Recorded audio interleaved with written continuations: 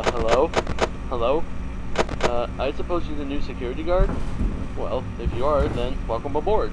I'm going to be leaving a message for you to help you get settled in on your new job and what to expect. I'm actually finishing up my night shift this week, and I'll be switched over to the day shift. So I guess you applied at the right time. You don't have any idea how much trouble these past few weeks has been for the company. Ever since those 5 kids went missing around here the other week, we don't know what ever happened to them, and we're currently under an investigation. The parents are suspecting us for some reason, and I don't know why, as we do have a policy that clearly says Fazbear Entertainment is not responsible for damage to property or person. Upon discovery of damage or if death has occurred, a missing persons report will be filed within 90 days or as soon as property and premises have been thoroughly cleaned and bleached and the carpet have been replaced, and all that other stuff. Okay, I'm going on too much about the current state and policies. Let's get back on track.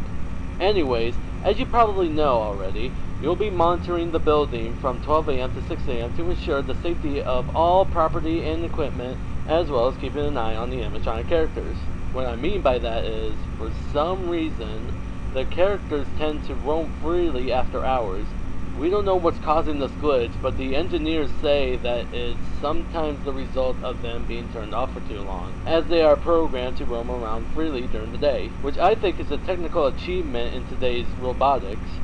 Anyways, make sure that they don't get too close to your office, because if they see you, they might mistake you for an endoskeleton without its costume on, and will try to stuff you into one. Now you're probably asking, how can be stuffed into a costume be bad? Well, you see, those costumes aren't like mascot walk-arounds and instead are the ones that the animatronics wear. And they are filled with eternal structures and devices.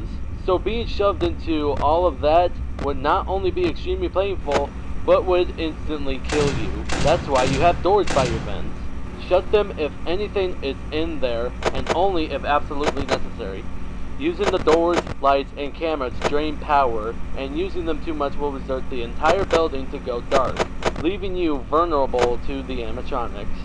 So don't leave the door shut. If an animatronic does somehow end up in your office, I have a small trick for that, which is hiding under the desk. This will fool them into thinking that you're not in the office and will eventually leave. But be quick about it. You may only have a few seconds to react.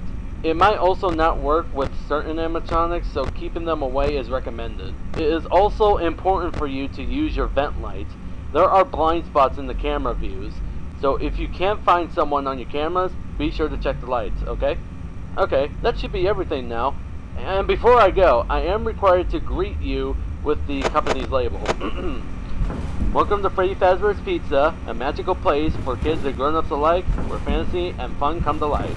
Good night, good luck, and I'll chat with you tomorrow.